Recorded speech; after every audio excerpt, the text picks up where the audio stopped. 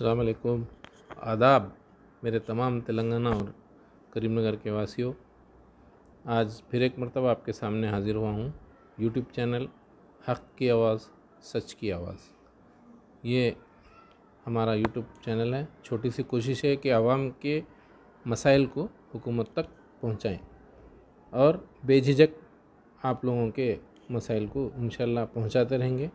आपसे सपोर्ट की ज़रूरत है। आप लोग सब्सक्राइब कीजिए इस चैनल को, सच की आवाज़, हक़ की आवाज़।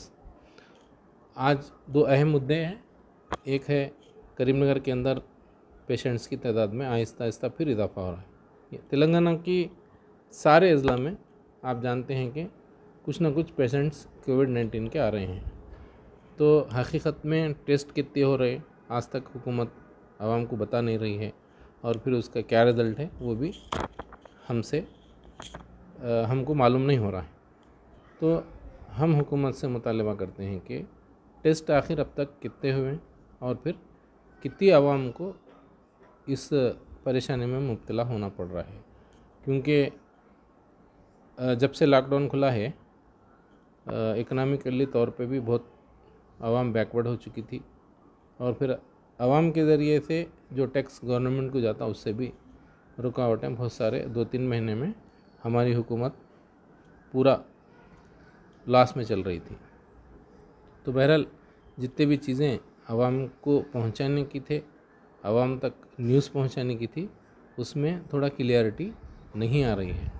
तो अब हम करीमनगर के मुद्दे पर रहते हैं कि 2 पेशेंट्स आज और फिर गुज़िश्ता कल जो पेशेंट्स की तादाद हुई उससे थोड़ा आवाम में थोड़ा घबराहट से महसूस हो रही है। लेकिन हम तमाम आवाम से करीमनगर की अपील कर रहे हैं कि आप मास्क कंपलसरी लगाएं और फिर डिस्टेंस को कंपलसरी मेंटेन करें।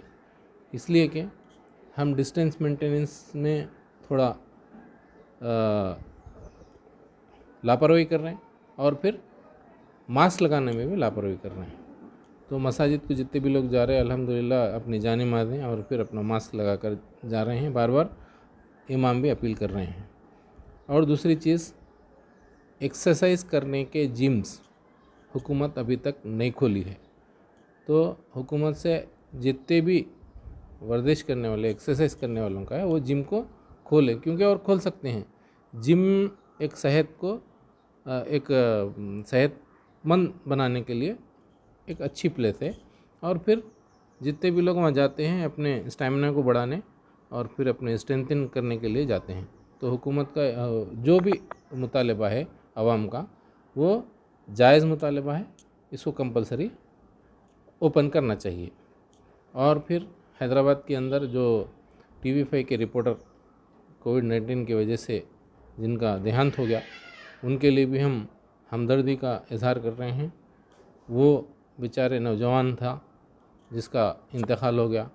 और फिर वर्किंग जर्नलिस्ट के जो भी मुतालबात हैं, आज वो लोग बहुत सारे हुकूमत के ऊपर प्रेशर कर रहे हैं कि गांधी हॉस्पिटल में सहूलियात की कमी की वजह से ये प्रॉब्लम हुए हैं।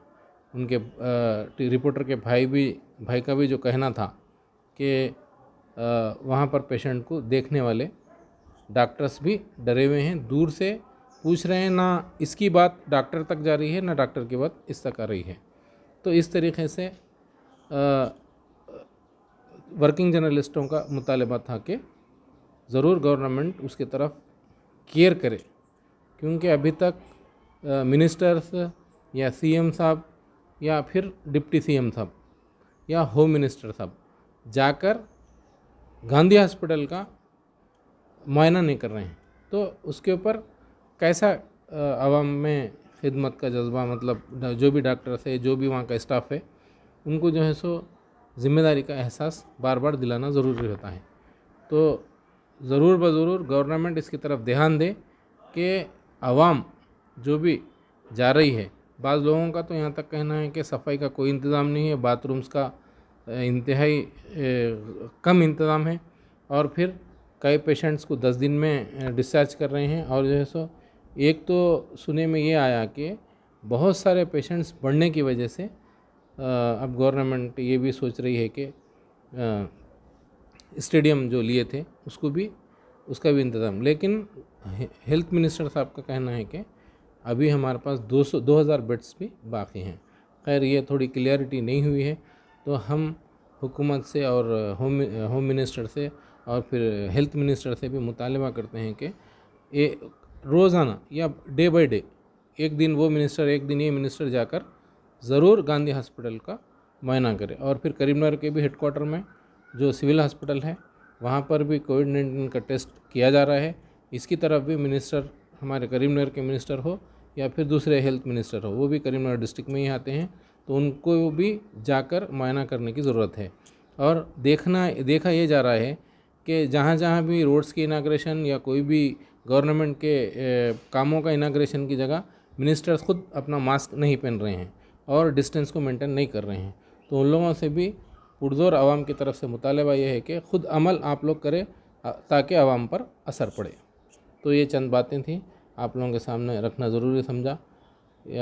आप तमाम तेलंगाना के आवाम से फिर एक मरतबा अपील है कि मास्क और डिस्टेंस को ज़रूर मेंटेन करें। अभी ये कोविड-19 का असर ख़त्म नहीं हुआ है, तो हम लोग उसकी तरफ ध्यान में रहें। जय तेलंगाना, जय हिंद, अल्लाह हाफ़िज़।